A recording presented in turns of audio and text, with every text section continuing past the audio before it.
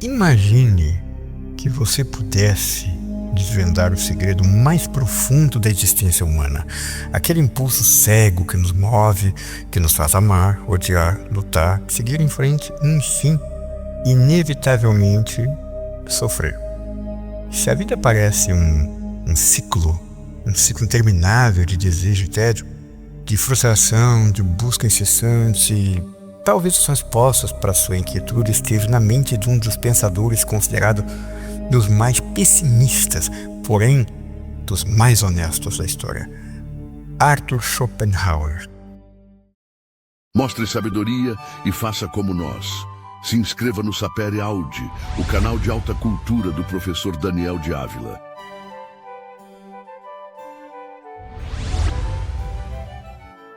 Por que sentimos que a felicidade é sempre uma coisa efêmera? Por que as relações humanas elas são tão complexas e sempre dolorosas? Aqui, nesse vídeo, nós vamos mergulhar na filosofia de Schopenhauer e descobrir com seus ensinamentos, mais de um século e meio depois, como eles ainda são ferramentas cruciais para entendermos a vida, o amor, a solidão e a nossa vontade de viver. Prepare-se para uma jornada que pode transformar a sua percepção sobre o sofrimento e, paradoxalmente, melhorar radicalmente as suas relações e a sua qualidade de vida. Arthur Schopenhauer, ele nasceu em 22 de fevereiro de 1788 na cidade de Danzig, que atualmente é na Polônia. Ele veio de uma família abastada. O pai dele, Henry Flores, era um comerciante próspero e a sua mãe, Johanna Schopenhauer, ela era uma escritora muito popular na época. Essa dualidade entre o mundo pragmático dos negócios e o universo intelectual das artes, isso mudou a mente do jovem Schopenhauer. A sua formação ela foi marcada por viagens pela Europa, pela França, pela Inglaterra, onde ele aprimorou línguas e teve contato com diferentes culturas. Ele sempre primou por desenvolver a sua cultura, sempre. O seu pai, ele o preparou para uma carreira mercantil. Queria que fosse sucessor nos negócios. Mas após a morte de Heinrich, em 1805, que foi um evento que marcou Schopenhauer muito profundamente, ele herdou a fortuna, finalmente, e ele pôde abandonar os negócios e se dedicar a sua verdadeira paixão, que era a filosofia. Ele não tinha talento para os negócios, queria se dedicar ao intelecto.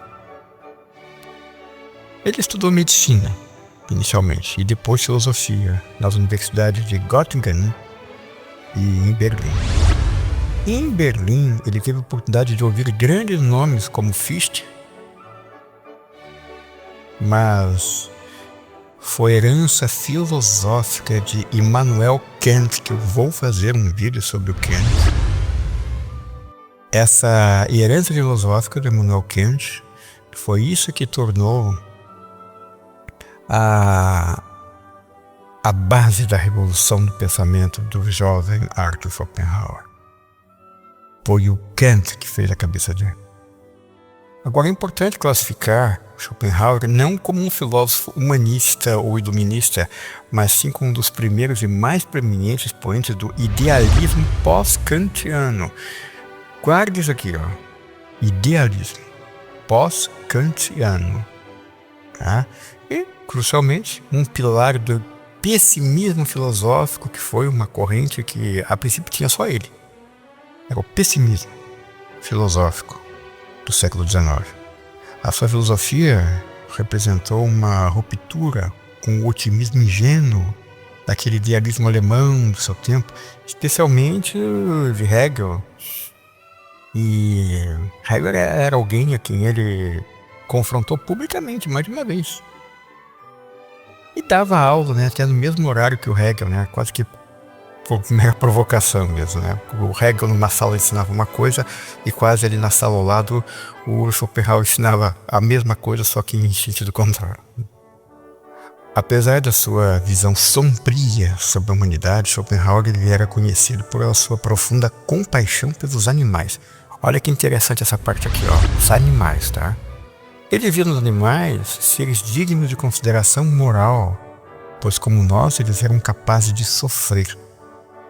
Você vê aqui que a questão do sofrimento, ela é uma das grandes bases da filosofia do Schopenhauer, né? Olha, durante os últimos anos da vida dele, né, em Frankfurt, Schopenhauer teve vários poodles, que é a raça favorita dele, os poodles. E ele sempre se referia aos poodles como Atman, que é uma palavra sânscrita, né, que significa o eu interior ou então a alma transcendental, né? É Atman.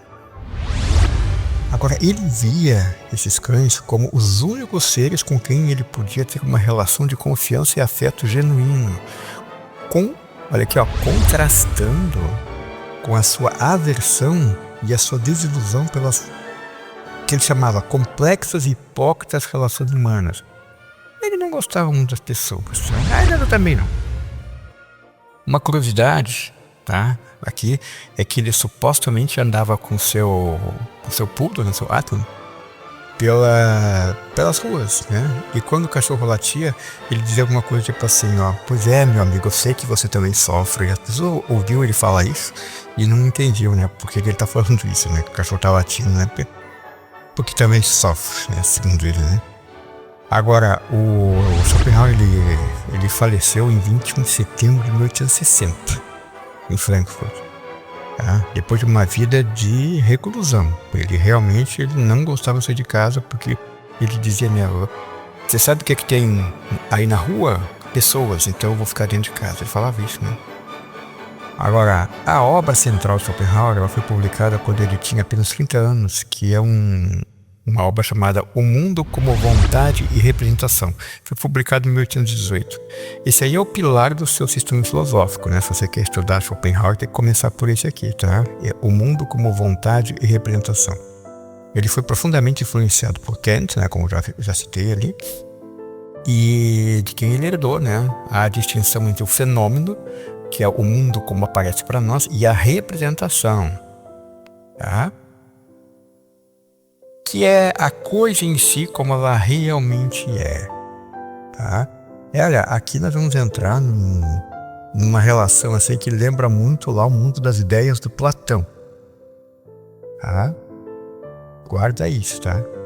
E isso aí ele chamava de vontade, essa representação é vontade, essa vontade vai ter um papel crucial na obra dele, tá? Para o Schopenhauer, tá?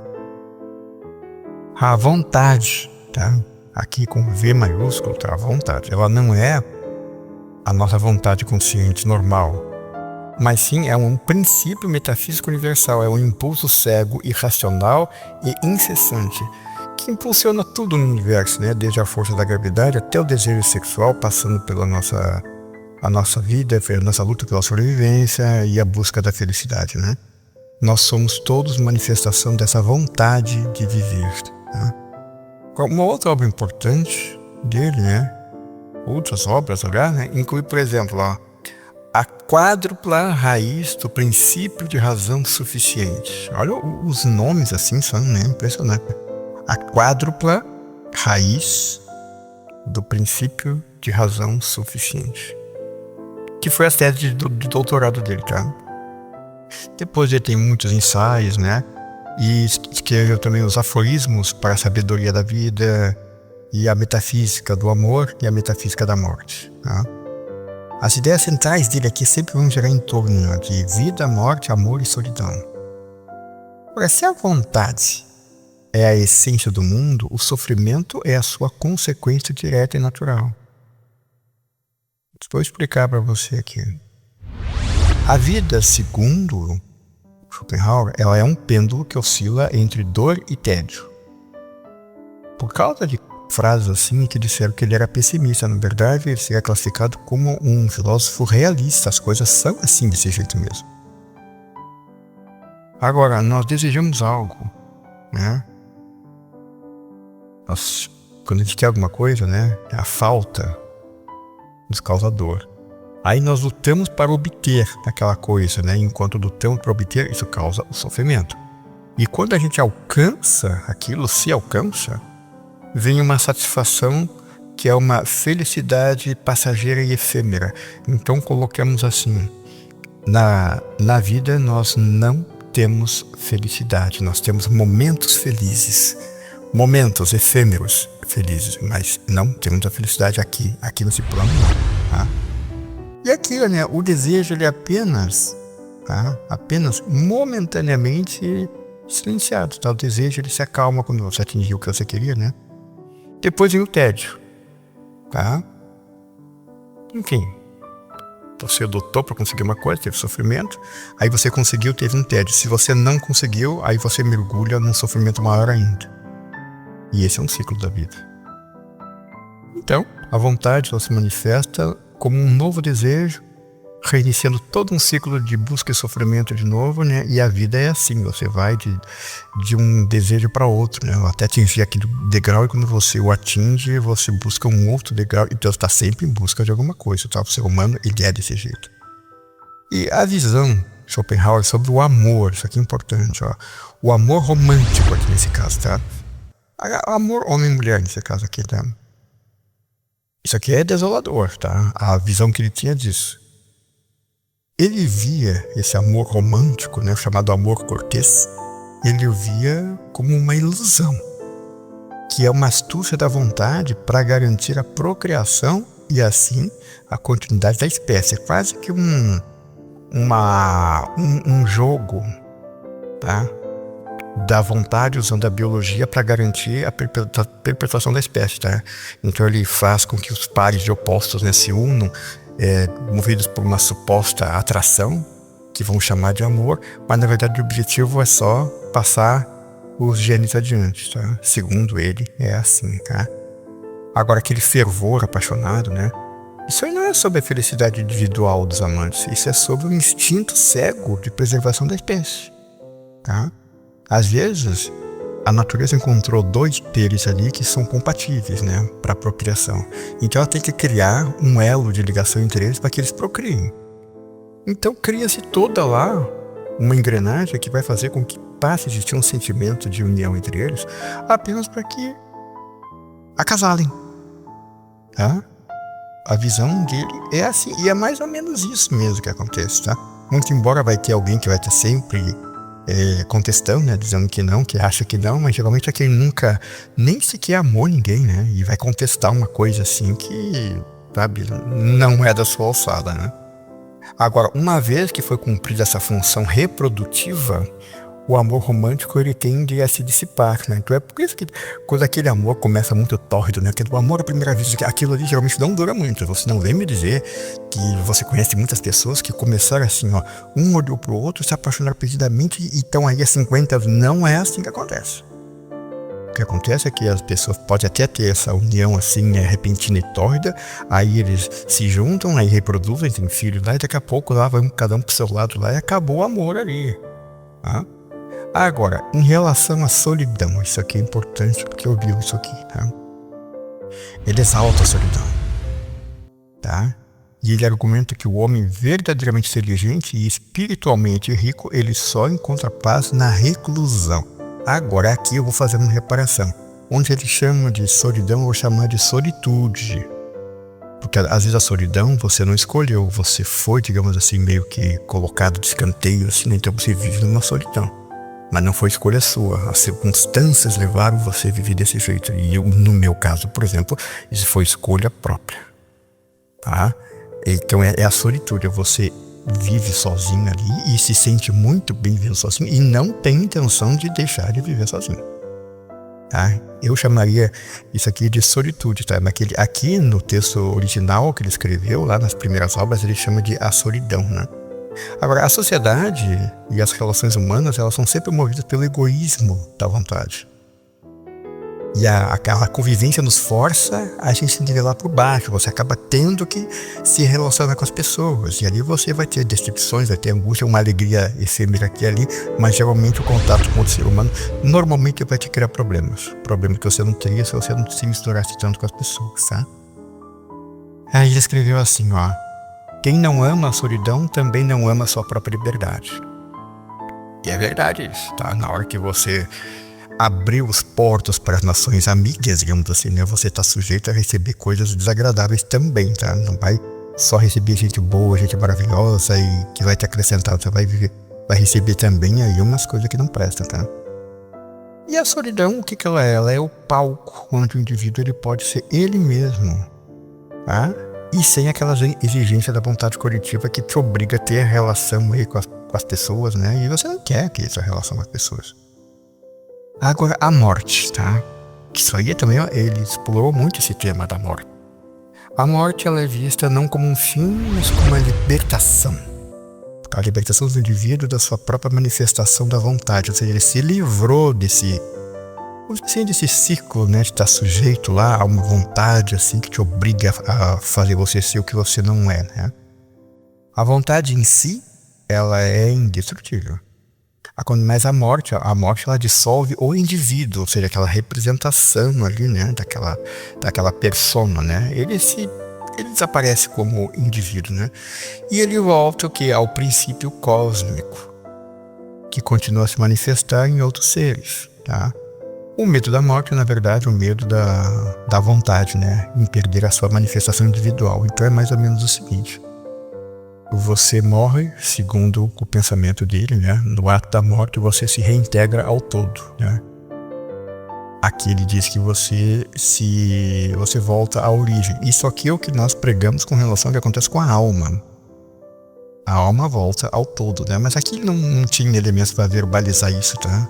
Que de certa forma é isso, tá? Mas ele coloca que o indivíduo, né, se reintegra ao todo. Não é o indivíduo, é a alma, né? Porque o seu ego ali na forma ali do seu corpo espiritual, ele vai continuar existindo. Aí você vai para um umbral, aquela coisa toda, mas em essência ele está certo, tá? Houve essa reintegração ao todo. Na filosofia oriental, quando se diz assim, é que determinado ser atingiu o nirvana, atingiu a iluminação, que lá eles chamam de Buda, né? Tornou-se um Buda, né? Qual é a definição de atingir o nirvana? A definição de atingir o nirvana é estado de extrema euforia ocasionado pela extinção do ser. Ou seja, você deixou de ser individual para ser coletivo, você se reintegrou ao todo. Isso aqui um dia eu vou explicar para vocês, que foi na primeira vez que eu tive um êxtase místico. A gente não consegue explicar isso com palavras, porque, como dizia Santa Teresa de Ávila, as palavras humanas são demasiado pobres para descrever o que é essa integração que você tem, né?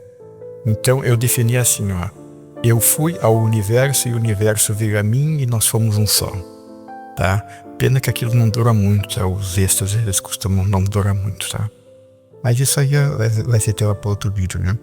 Agora, uma coisa aqui que é impressionante foi o envolvimento de Schopenhauer com o budismo e com o estoicismo. Olha só, o budismo é uma filosofia, tá, oriental. Vamos pegar a parte da filosofia, tá? Você que é uma religião, mas a parte filosófica do budismo, tá? Que é oriental, com o estoicismo, né? Que é ocidental, a origem da Grécia, né? Ele juntou as duas coisas. Ele foi o primeiro filósofo que fez uma junção entre os princípios orientais, né, do budismo com o estoicismo, né, que é a filosofia ocidental, né?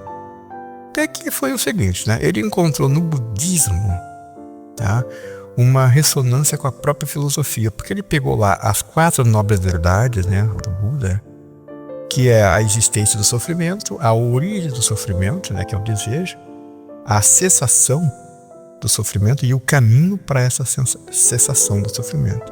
Tá? As 4 nobres verdades, né, que é a base do budismo, tá? As 4 nobres verdades, todas elas falam do sofrimento. Então coloca assim, em essência, para o budismo, né, viver é sofrer, só que esse viver ele te ensina coisas. Tá? É complicado, sempre vai ter alguém que vai contestar: ah, não, a vida não pode ser sofrer. Mas meu filho, você vai dizer para mim que você vive na felicidade extrema, suprema e tudo maravilhoso e não acontece nada de ruim e é tudo beleza? Não é assim, filho, tá? Até que bom que não é assim. Um dia me perguntaram, né, você é feliz? Eu disse, graças a Deus que não. Aí isso é um paradoxo, né? Como assim, graças a Deus que não? Se eu fosse feliz, eu ia ser como que o Buda, né? atingiu o objetivo supremo, a felicidade. Agora não faz mais nada. Fica só na autocontemplação, né? É tipo assim, ó. Sabe aquele sujeito lá do Senhor dos Anéis lá? Que, my precious. Fica lá abelizando aquele anel lá. Ai, my precious. Ai, o meu precioso. Aí ele fica assim com a felicidade dele, né? Que ele atingiu, né? Ele fica só idolatrando aquilo e não faz mais nada, porque o objetivo era atingir essa felicidade suprema. Então, ainda bem que eu não atingi essa felicidade suprema, né? Que senão eu teria totalmente inútil, né? Nesse caso aqui, né? É difícil entender, você não vai entender isso agora, né?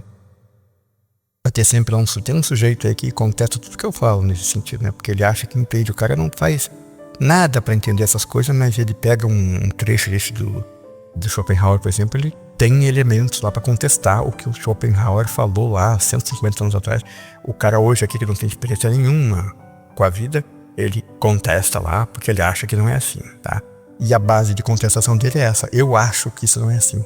Porque se você vai contestar uma filosofia de alguém de uma envergadura do Schopenhauer, você tem que ter um elemento lá que vai fazer esse contraponto. Olha, eu passei pela situação X, Y, Z e eu tive uma experiência diferente. Tá? Mas não, o cara diz, mas eu acho que não é assim. Pronto, a base da contestação é ele acha. Tá? Então tá. Olha aqui. A negação da vontade, tá? O caminho para a libertação do sofrimento, isso se dá através de dois principais valores, tá? Um que é a contemplação estética, a arte, olha só. Válvulas de escape seria o termo que eu usaria aqui, tá? Que, por exemplo, ó, ao contemplar a arte, né? Em qualquer que seja das suas variações, tá? Artes plásticas, artes cênicas, né? Mas especificamente aqui, ó, a música, que ele tinha uma coisa assim muito forte com a música, aliás, Platão também, que falou que a música era a suprema expressão da arte, tá? Aqui ele diz a mesma coisa. A música, que ele considerava a forma mais elevada de arte, tá? Ela momentaneamente, ela te anestesia desse poder da vontade que fica lá em cima de você, te obrigando a fazer coisas que você não quer, tá? A arte, propriamente dita, tá? Aqui em todas as suas manifestações, tá?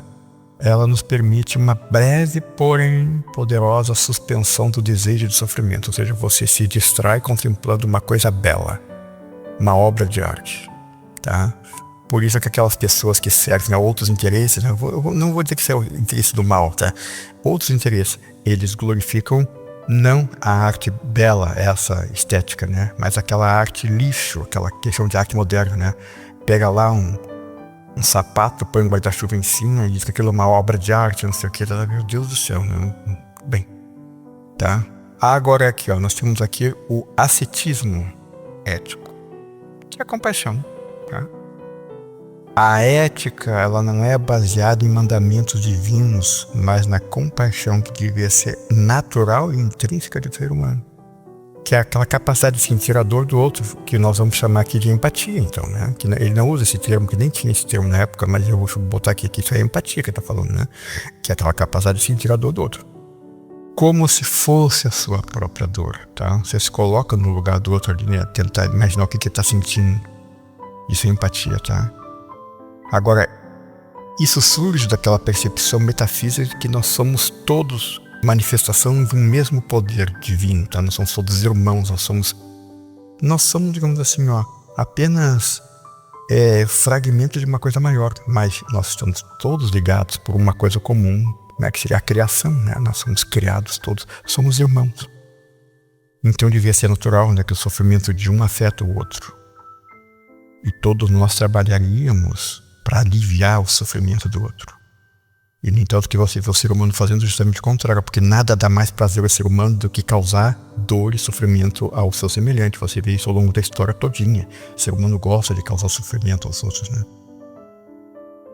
E olha, e a negação dos prazeres, né? Desejo, né? Da vontade. Isso é um meio seguro para você atingir a tranquilidade, sabe? Você tem que dominar a vontade. Aqui, ó, isso aqui que eu acabei de falar, eu substituiria por você tem que dominar o seu próprio eu. E saber lidar com ele, tá? E não ser escravo dele, tá? Tem gente que é escravo do seu próprio eu, tá? Ele pensa que domina alguma coisa, você não domina nada. Você está em cima daquele cavalo ali, mas você não consegue controlar ele. Ele leva pro lado que ele quer ir, ele para, ele corre, ele faz qualquer coisa lá, independente de você estar em cima dele ou não. E não pode ser isso, tem que estar no controle.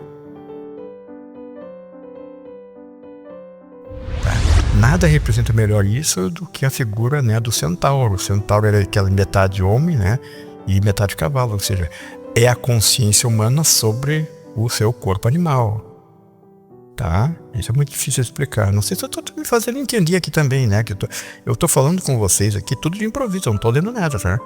E é assim que eu dou as minhas aulas. Depois que eu abro as perguntas lá, né? E que você pode fazer, inclusive, nos comentários. Tomara que você faça bastante comentários, porque é assim que os vídeos são divulgados. Tá? Agora, embora possa parecer... Pode parecer próximo, né? O Schopenhauer, ele criticava o estoicismo clássico. Ele fazia reparações ali, tá? Ele pegou o conceito geral do estoicismo. Ele fazia reparações, né? Ele dizia o seguinte, tá? Que os estoicos, eles buscavam a coisa, né, que na definição do grego chama-se ataraxia, que é a tranquilidade plena, tá?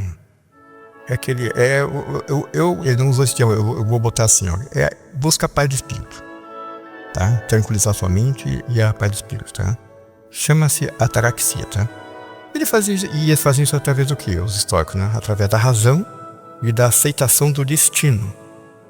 Ou seja, como os fundamentos do estoicismo, né, que diz que você não deve lutar contra coisas que você entende que são inevitáveis, porque nem tudo está na sua mão. Tem coisas que não são depender da sua vontade, são contingências do mundo. Então você não tem que estar lutando nem sofrendo por coisas que não estavam em você mudar aquilo ou não.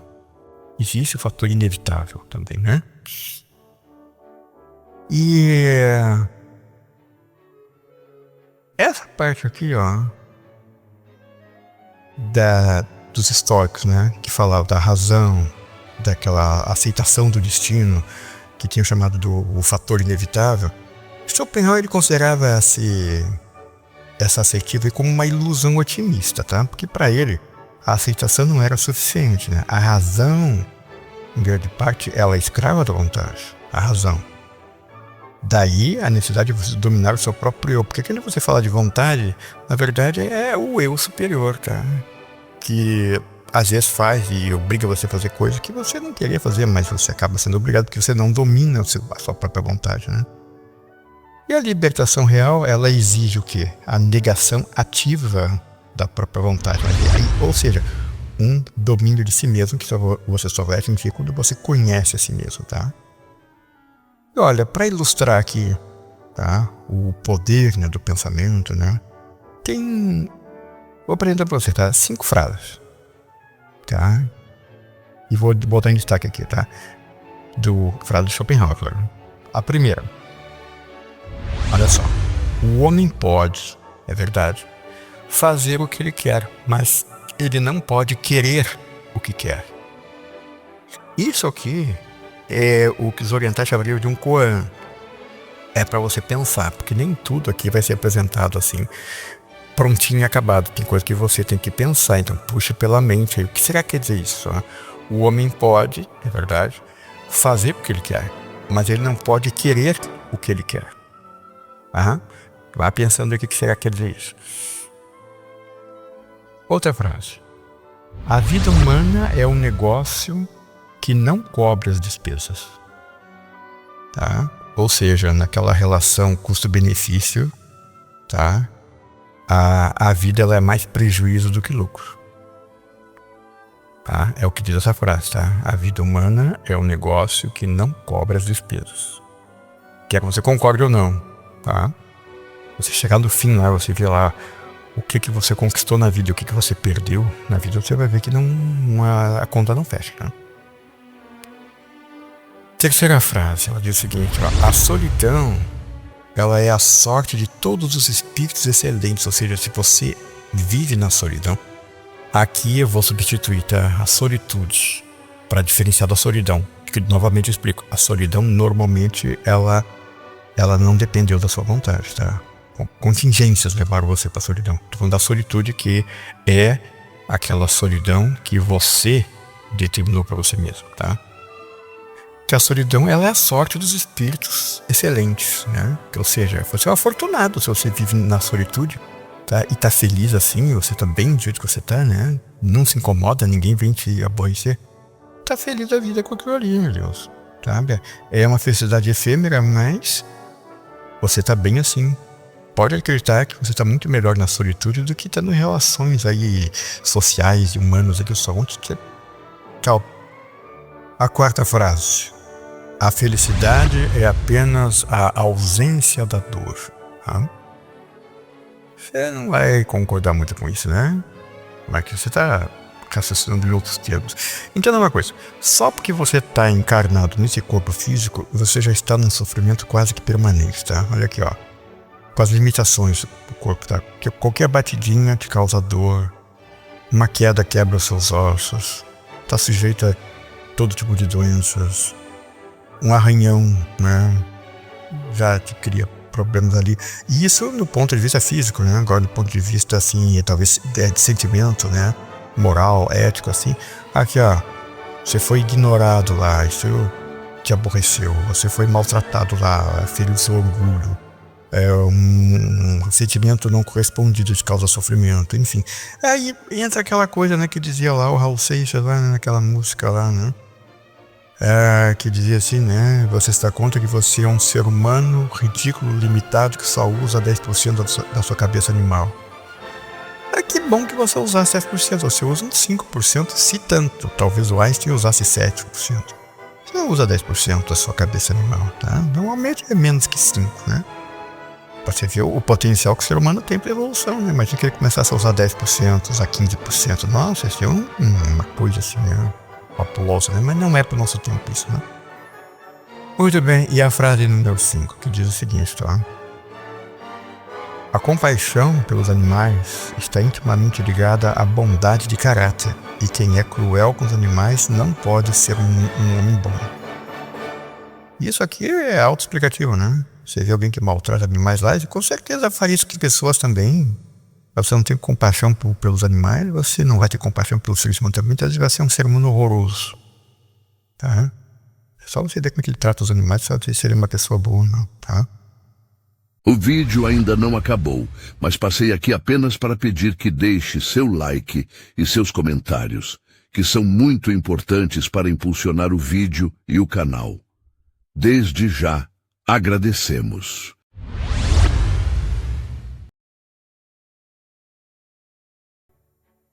Para concluir, tá? Schopenhauer, ele é indiscutivelmente, tá? Ele é um divisor de água na filosofia. Ele abriu o caminho para pensadores que vieram depois, né, como o Nietzsche, que tem muito de Schopenhauer na sua filosofia, tá? E até o Freud, que está cheio de elementos psicanálise lá que saíram da obra do Schopenhauer, tá? O seu trabalho lá sobre existencialismo, né? A psicanálise do ponto de vista do existencialismo, isso é tudo da obra lá do Schopenhauer, tá? Isso é o Freud, né? Agora, ao desmistificar a felicidade como um direito, né? E ao expor a vontade, né, como um mestre cego, ele nos deu, que pode parecer um presente amargo, tá? Que é a verdade. Aquela pergunta, você quer a verdade, mas você não suporta a verdade. A verdade é essa, tá? Se você não for mais forte que a sua vontade, ou seja, que o seu eu, você é uma criatura que vai ser manipulada assim ao longo do tempo, assim, achando que aquelas coisas são suas, sua iniciativa sua. Você está sendo guiado ali, a não ser que você se torne o quê? Senhor de si mesmo. E você vai conseguir isso a partir do momento que você conhece a si mesmo. Se você não conhece a si mesmo, desista, que isso aqui nada disso é para você, tá? E com os seus ensinamentos, né? Como é que os ensinamentos dele podem ser usados nos dias de hoje, né? Nas relações humanas, tá? Ao entender que o amor, né, ela é uma estratégia, né, da espécie para fins de preservação, a gente diminui a nossa expectativa de felicidade eterna junto com o parceiro e aí nós vamos envelhecer juntos, não sei o que. Meu Deus, isso aqui não é isso. Ainda mais se começou com aquela paixão fulminante, né? Que eles chamam de amor à primeira vista, né? Agora vamos envelhecer juntos. Não vai, porque você separa dali a 1 ano, já tá só separado, né? Sobre lidar com o sofrimento. Olha, ao aceitar, né, que o desejo, ele é a raiz da dor. Tudo começa com você desejando as coisas. Seja o que for. A gente pode buscar o contentamento com o que a gente tem, que é o caminho estoico, ou seja, você lida com as armas que você tem. Não fica fantasiando coisas aí, tá? Busca o aprimoramento, mas não fazer disso a estratégia da sua vida lá, porque quando você atingir aquele objetivo lá, você vai ter outro objetivo para atingir.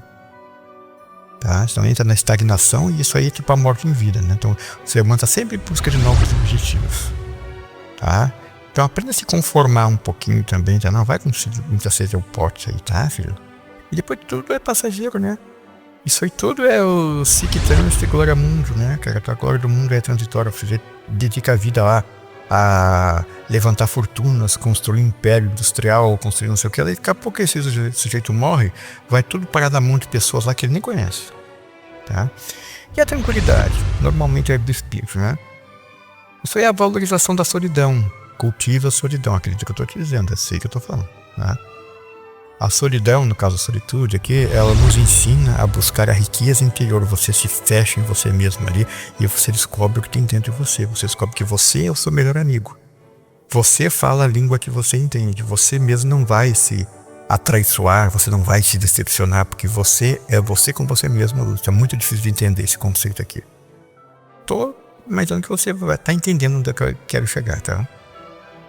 E isso vai nos tornar assim, ao menos dependente, né, da aprovação social, sabe, daquela companhia constante de alguém que está ali, claro que só para nos regular e querer determinar regras para nós, né? Enfim, preserve-se, tá?